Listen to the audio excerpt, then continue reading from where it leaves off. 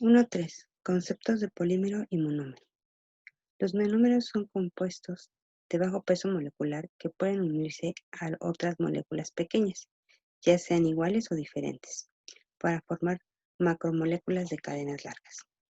Los polímeros se producen por la unión de cientos de miles de moléculas pequeñas, denominadas monómeros, que constituyen enormes cadenas de las formas más diversas.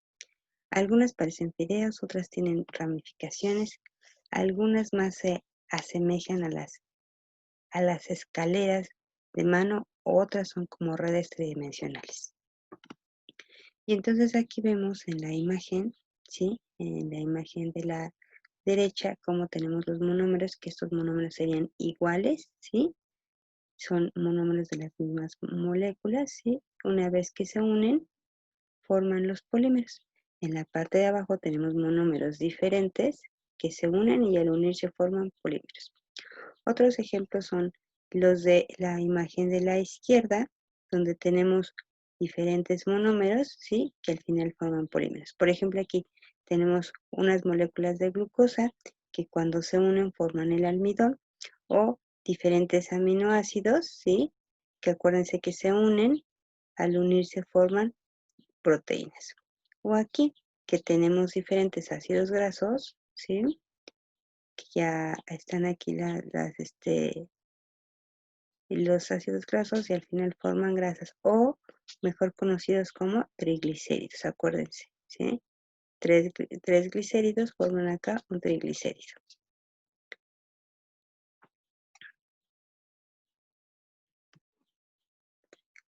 Características de un polímero en general. Los polímeros tienen bajo punto de fusión que permite procesarlos fácilmente para darle una forma. Tienen una baja densidad, lo cual los hace útiles en industrias como la automotriz, por ser productos ligeros. Son pobres conductores de la electricidad y térmica, por eso permiten usarlos como aislantes. Poca reactividad química, esto los permite tener en contacto con los alimentos sin riesgo. ¿Sí? Y si se dan cuenta, por estas 4 características generales es que se usan infinidad de polímeros en toda la industria.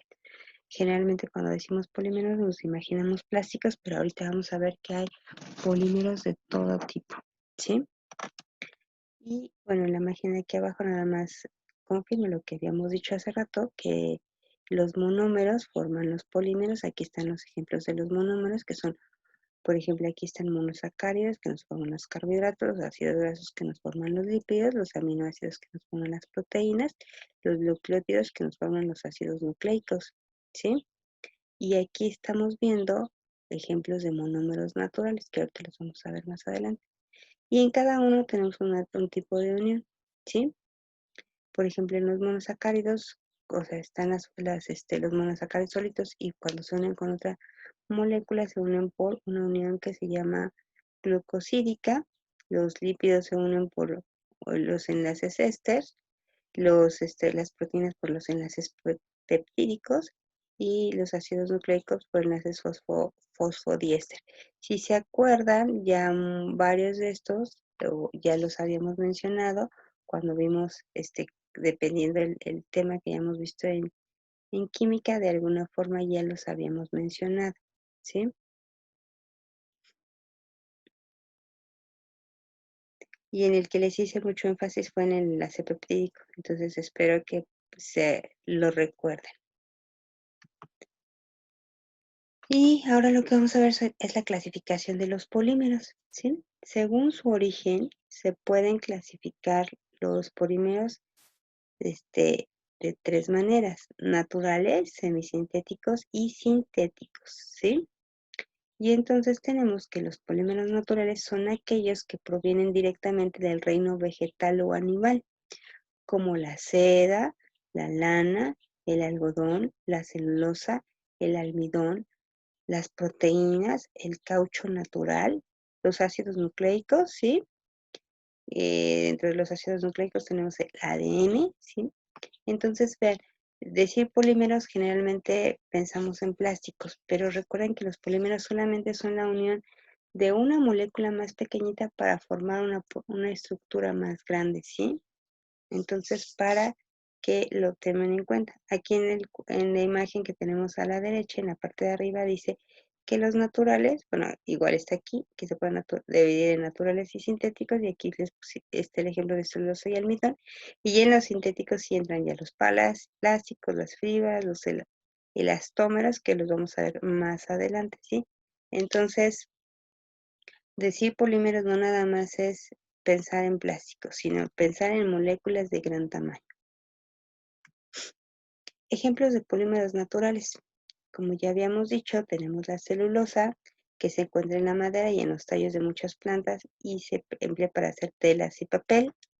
La seda, que es otro polímero natural muy apreciado y es una poliamida semejante al nylon. La lana, que es una proteína del pelo de las ovejas, es otro ejemplo de polímero natural. El hule, de los árboles de hevea y de los arbustos de guayole, son también polímeros naturales importantes. Ya les puse por aquí la imagen, pero se les hace a los árboles se les corta, se les corta la corteza, aunque suene un poquito repetitivo. Entonces, esa corteza que se daña, lo que empieza a generar es el, un líquido que empieza a segregar el mismo árbol, y entonces ese líquido que empieza a segregar el árbol, pues bueno, se retoma o se recupera y es una resina que se utiliza, que en este caso sería un polímero y ya se utiliza para hacer em, diferentes elementos. Sí, y aquí tenemos las imágenes de cómo se ve la celulosa, ¿sí? La lana y los diferentes almidones, el ADN, otra imagen que tiene almidón, y la celulosa. La celulosa es igual, prácticamente se encuentra en la parte de la fibra para las plantas, sobre todo de gran tamaño. Recuerden que nosotros no podemos degradar la celulosa, podemos comer fibra que está en algunos alimentos, y algunos tendrán un poco de celulosa, pero nosotros no comemos celulosa, entonces ese como tal lo comemos y bueno, es desechado.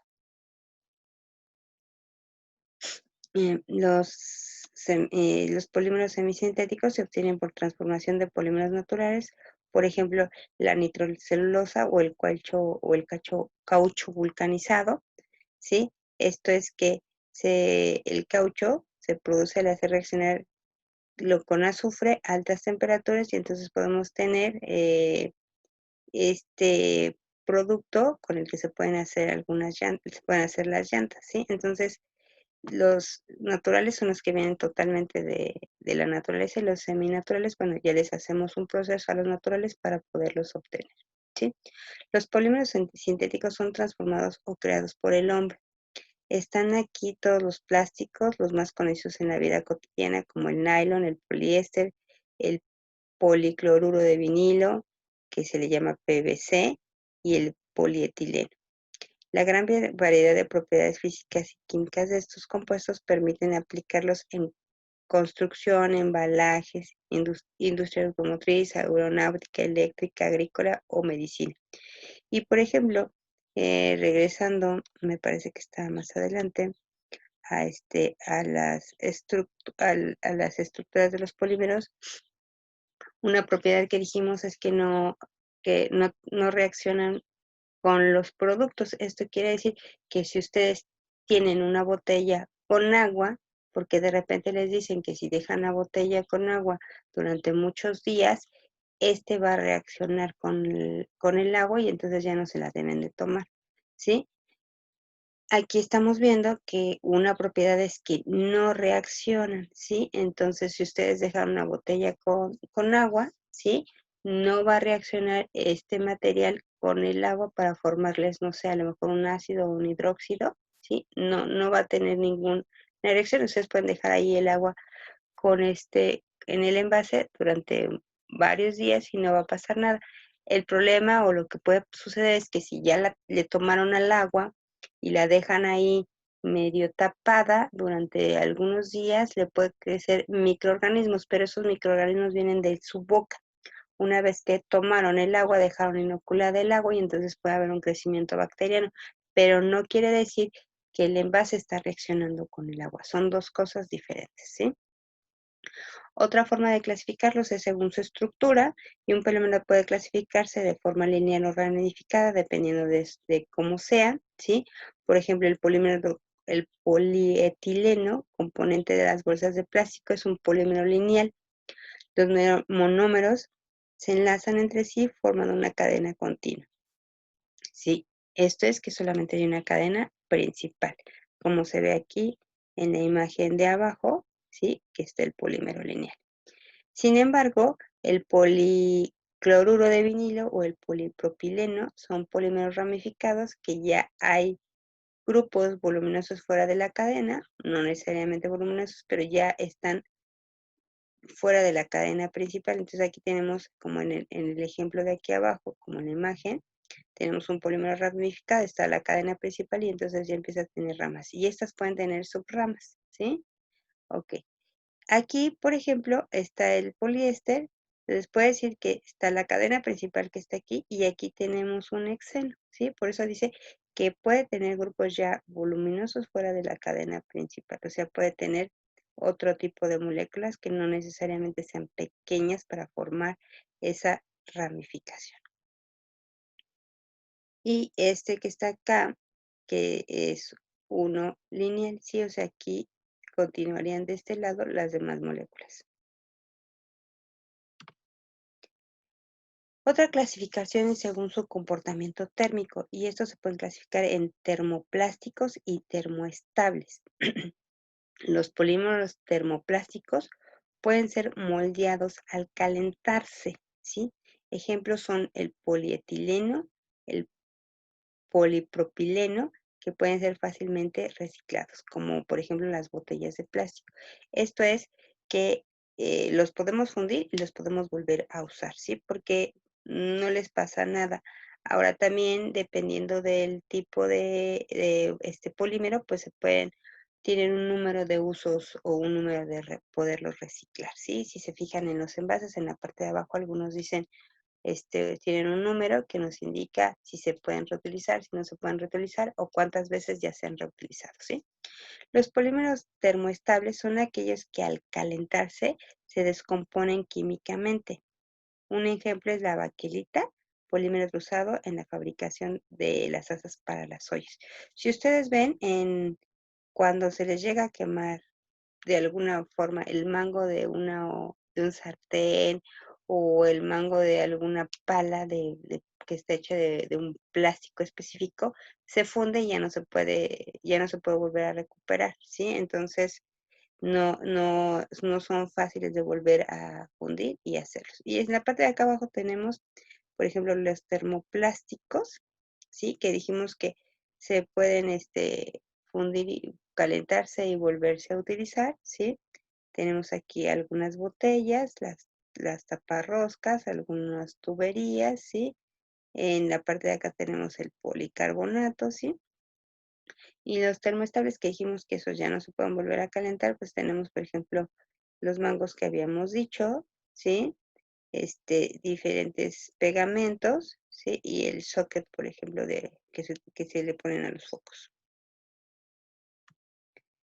Según la unión de sus monómeros, también se pueden clasificar como, mo- este, como polímeros de unión cuando un polímero se forma por la unión de un único monómero, se llama homopolímero.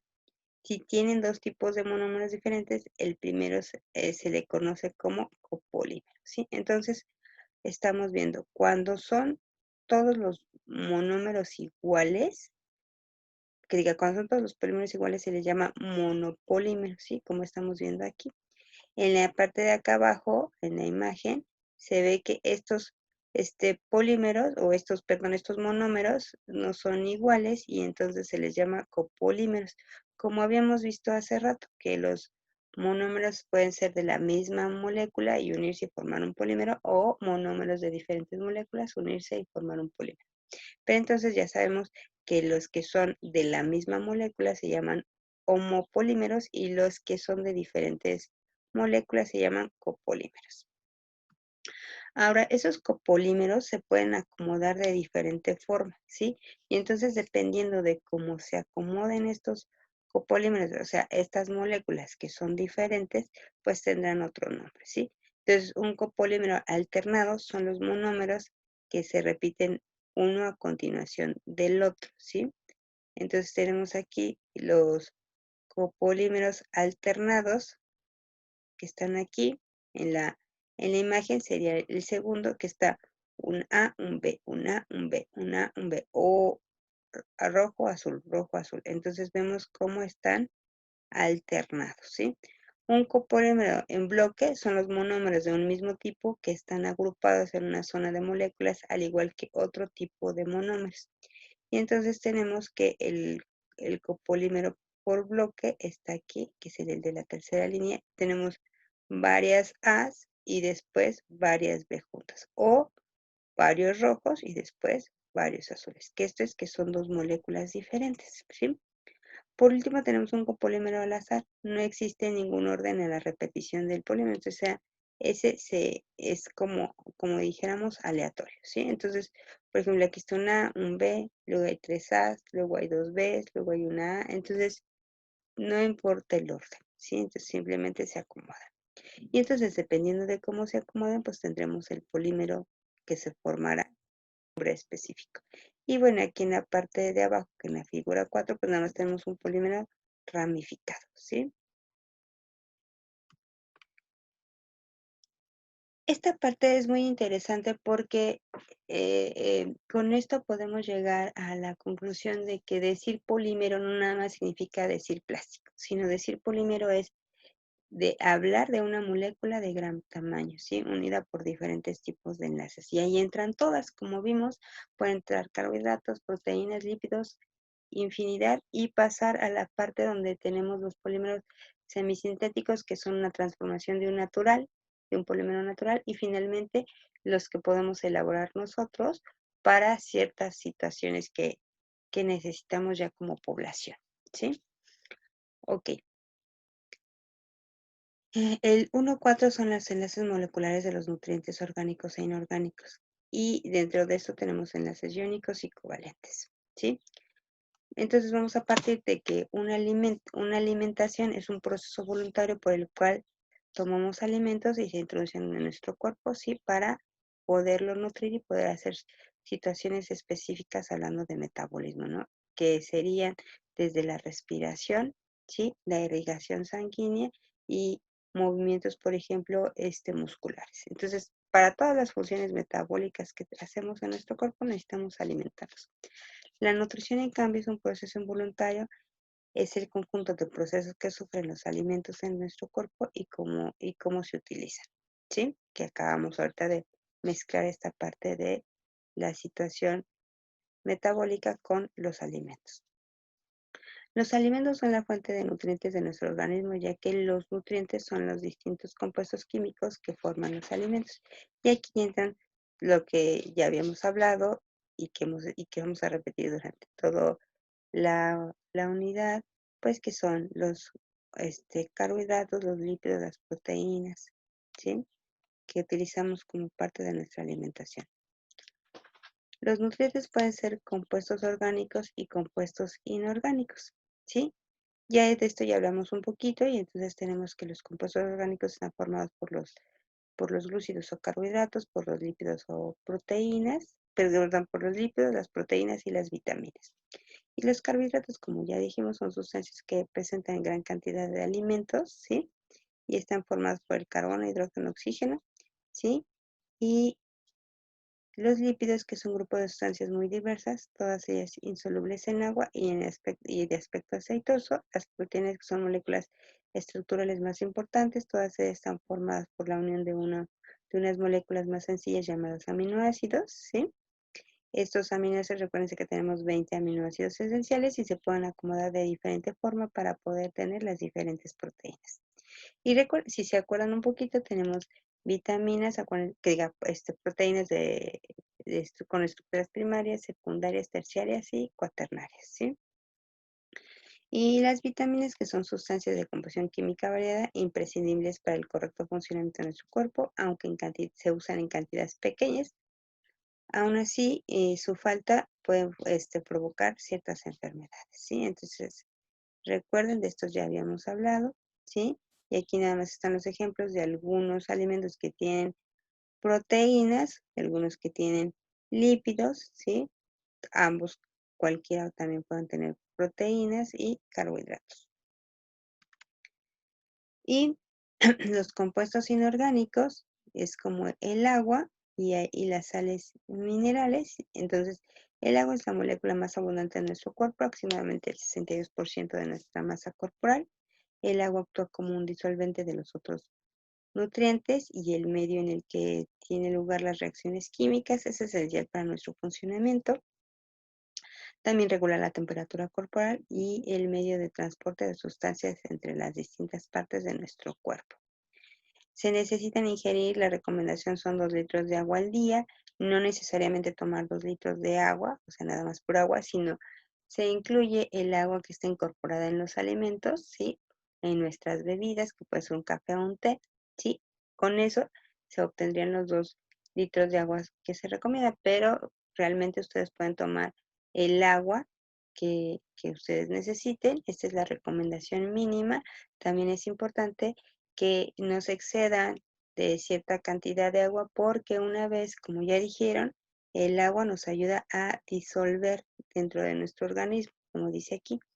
Entonces, si toman demasiada agua, pueden empezar a tener en esa agua, al hacer la orina, pueden empezar a tener también muchos minerales que empiezan a desechar porque al tomar tanta agua, pueden empezar a disolver ciertos minerales en ella, ¿sí? Y entonces empiezan a tener se empieza a tener una baja cantidad de minerales en el organismo y entonces podrían tener una descompensación. A algunas personas eso se les ve reflejado en tener calambres, por ejemplo, ¿sí? No necesariamente porque los calambres sean por este, por exceso de toma de agua, sería porque a lo mejor les falta algún mineral, pero sí es importante que si van a tomar mucha agua, pues entonces también tengan una alimentación correcta, ¿sí? O balanceada. Las sales minerales son sustancias orgánicas que realizan diferentes funciones en nuestro organismo. Unas son estructurales, unas son estructurales formando parte importante de los huesos y dientes. Otras permiten el correcto funcionamiento de nuestro organismo e intervienen en los procesos metabólicos regulándose correctamente. Entonces acuérdense, por ejemplo, el calcio, el fósforo nos ayuda en la formación de huesos y dientes y vamos a ver por ahí que algunos minerales nos ayudan a ciertas situaciones metabólicas. Hay lo que se llama bomba de sodio que nos ayuda a cierta regulación metabólica.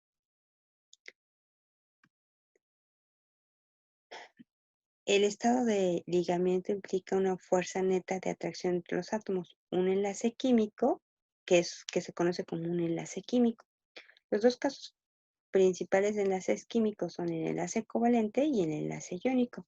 El enlace covalente es el que une a más pares de electrones, ¿sí? Esto es que comparten átomos. Por ejemplo, aquí tenemos la molécula donde está el carbón y el hidrógeno, y aquí el carbón está compartiendo un átomo con el hidrógeno, o sea, están ahí pegaditos compartiendo.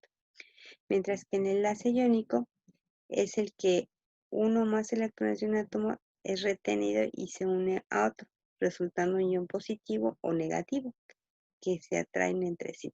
Esto es que aquí no están compartiendo electrón. Le está quitando su electrón, de acuerdo a la imagen, le está quitando el electrón a este compuesto, ¿sí? ¿Por qué se lo está quitando? Porque es más electronegativo. Si se acuerdan, en algún momento yo les dije que la tabla periódica, así como la vemos en la parte derecha, de la parte derecha hasta arriba, tenemos al oxígeno y al flúor, que son de los más electronegativos. Entonces yo les había dicho que cualquier elemento que esté junto a ellos, ¿qué va a pasar? Que va a perder electrones. ¿Por qué? Porque es muy electronegativo. Entonces tiene que ver con esta parte. La electronegatividad implica que le puedo quitar los electrones al otro elemento. Y entonces tenemos el enlace covalente, que ya habíamos dicho que implica el intercambio de un par de electrones de la valencia. Tales enlaces sí comparten electrones y conducen moléculas estables de tal forma que podemos tener una configuración como gas noble, casi, ¿sí?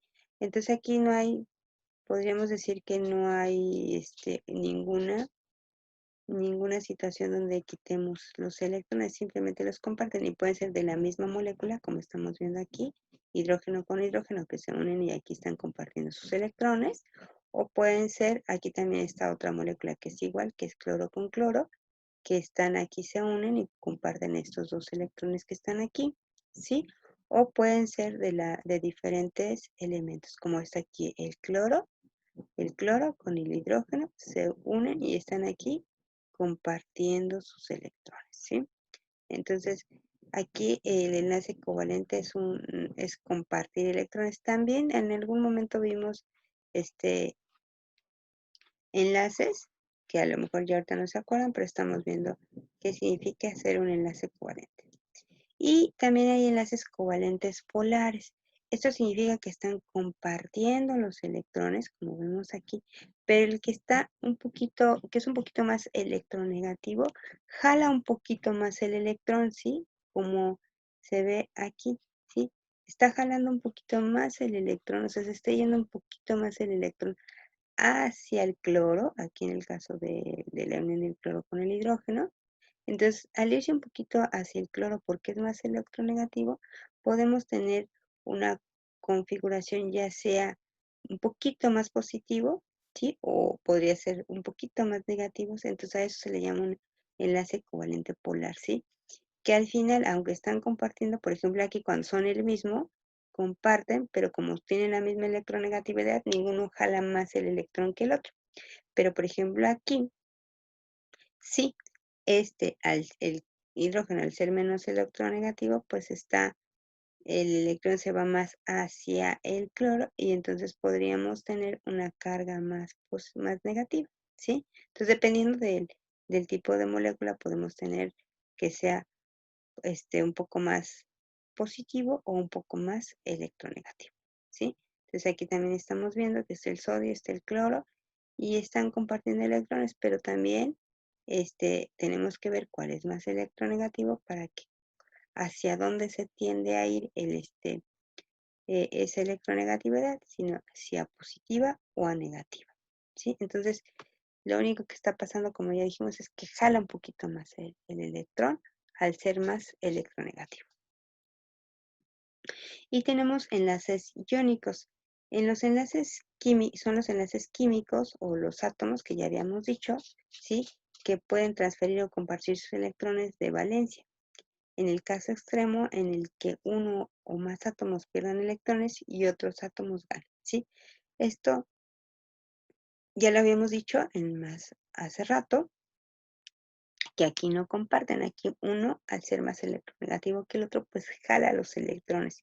Y entonces, como dice aquí, ganan o pierden, ¿sí?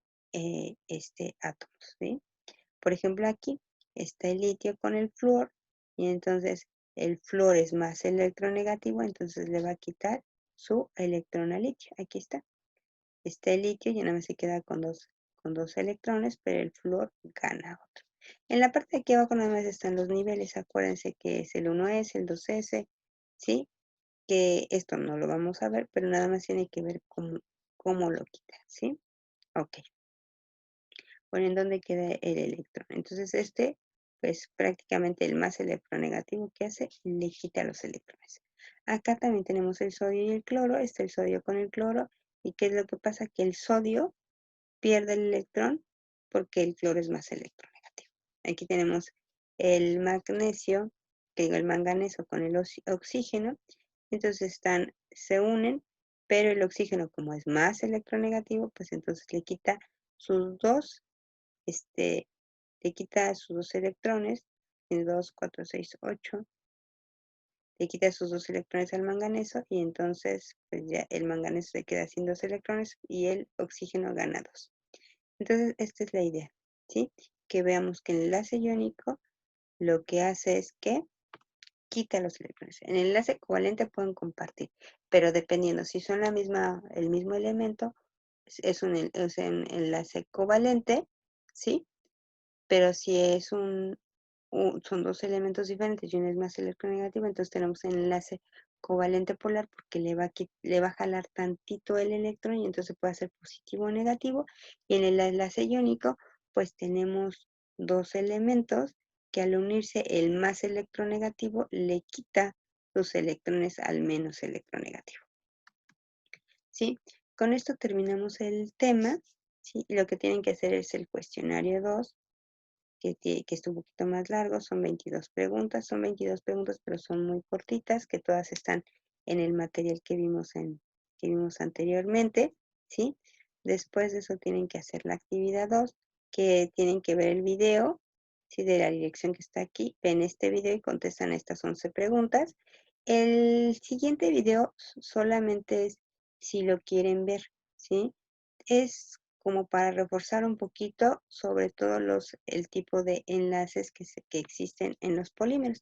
El primero es si lo tienen que ver y tienen que contestar las preguntas que tienen que ver con los polímeros. Y el segundo video es opcional. Si lo quieren ver, es simplemente para complementar un poquito lo que estuvimos hablando de los polímeros. ¿Sí? Una vez que lo terminen de resolver, resuelven el cuestionario y su actividad, lo resuelven, los guardan en formato PDF y lo suben en la plataforma de Brightspace para que se los pueda evaluar y con esto evalúe la actividad de la clase del día de hoy.